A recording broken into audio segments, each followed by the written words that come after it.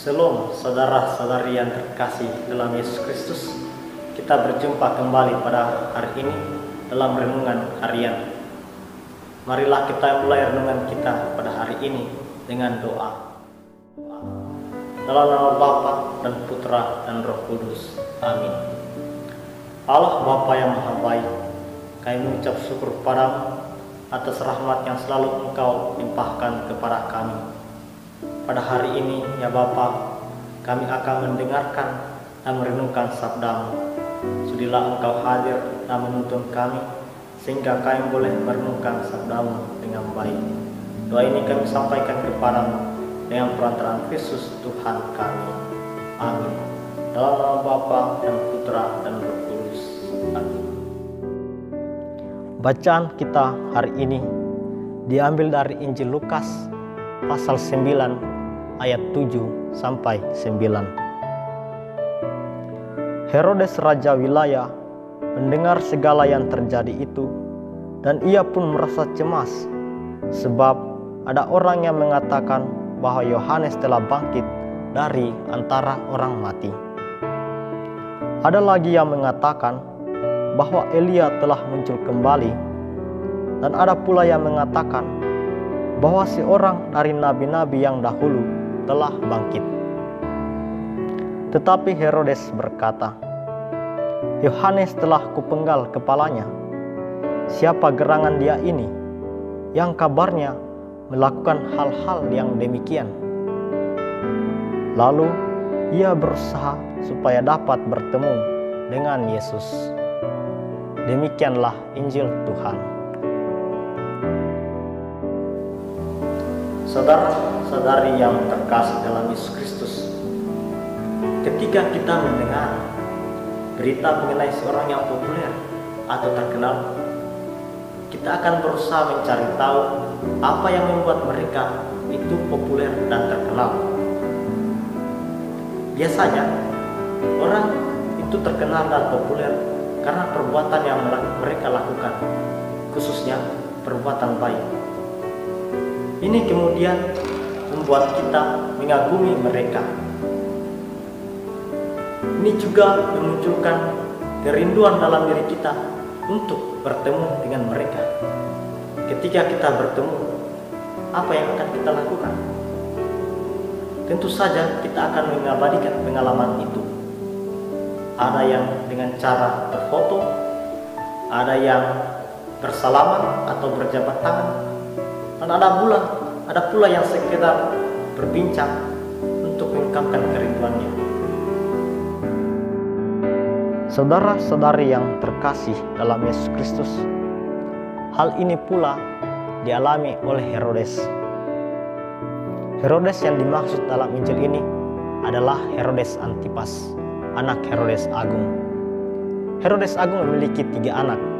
Yang pertama, Herodes Arkelaus yang memerintah di Yudea, kedua Filipus, dan yang ketiga Herodes Antipas yang menguasai wilayah Galilea. Di zaman Herodes Antipas inilah Yesus dan Yohanes Pembaptis berkarya.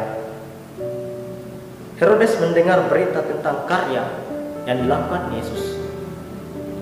Yesus berkarya untuk mewartakan kerajaan Allah. Dalam karyanya itu, Yesus melakukan pengajaran dan banyak mujizat. Mujizat yang dilakukan itu seperti menyembuhkan orang sakit dan mengusir setan-setan. Tentu saja hal ini merupakan berita yang wow, luar biasa bagi orang yang menyaksikan atau mendengarnya. Yesus pun menjadi buah bibir orang banyak. Orang memperbincangkan Yesus, sehingga berita ini pun sampai kepada Herodes. Herodes menerima 3 informasi mengenai Yesus. Yang pertama, Elia. Kisah mengenai Elia dapat kita lihat dalam kitab Raja-Raja dalam Perjanjian Lama. Di sana dikisahkan bahwa Elia hadir untuk mengingatkan bangsa Israel akan dosa mereka dan meminta bangsa Israel kembali kepada Allah. Elia juga melakukan mujizat. Yang kedua, salah satu di antara para nabi yang telah bangkit. Dan yang ketiga, Yohanes Pembaptis yang bangkit kembali. Sebelumnya, Yohanes Pembaptis dibunuh dengan cara dipenggal oleh Herodes. Ini dapat kita lihat dalam Injil hari ini, Lukas 9 ayat 9. Keinginan Herodes untuk berjumpa dengan Yesus disertai dengan perasaan cemas. Mengapa demikian? Dalam Lukas 9 ayat 9 dikisahkan bahwa Herodeslah yang membunuh Yohanes Pembaptis. Kita tahu bersama bahwa Yohanes Pembaptis merupakan tokoh yang cukup terkenal. Ia memiliki pengikut. Ia membaptis orang banyak dan pertobatkan mereka. Ini juga terjadi pada Yesus. Yesus yang dalam pewartaannya dan pengajarannya melakukan banyak mujizat, pasti dikagumi oleh orang banyak. Pasti orang banyak mau mengikutinya. Sebagai pemimpin suatu wilayah, patutlah Herodes merasa cemas karena mungkin ia akan kehilangan simpati dari orang banyak. Sebagai seorang pemimpin di suatu wilayah, mungkin saja Herodes tidak menerima bahwa ada orang yang menyaingi kepopulerannya. Mungkin ia berusaha untuk menyingkirkan Yesus sama seperti yang ia lakukan kepada Yohanes Pembaptis. Herodes ingin berjumpa dengan Yesus, tetapi bukan berjumpa karena memiliki kerinduan yang tulus untuk mendengarkan Yesus, untuk mendengarkan pewartaan Yesus. Ini bisa kita lihat ketika Herodes bersekongkol dengan para pemimpin Yahudi dan pemimpin Romawi untuk membunuh Yesus dalam Injil Lukas 23 ayat 8 sampai 12.